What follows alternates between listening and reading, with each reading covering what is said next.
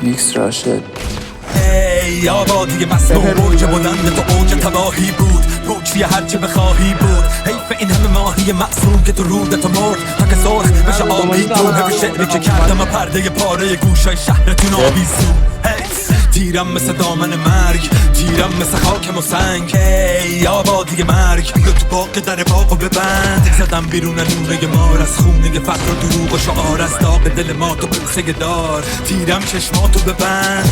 دار جرمم من، تالدار سرخم من، خار زیر پالانم، آزاد گوریم من. سرخم مثل مادر شهر، سرخم مثل آذر و رد، سرخم مثل دامن و درد، سرخم مثل آخر خط. تنم خرابه پر راز، پر زوزه و خورناس. من یه جنگل متروکم توی گمشدگی خودخواست. حس میشه رو دوشم سنگینی فردا.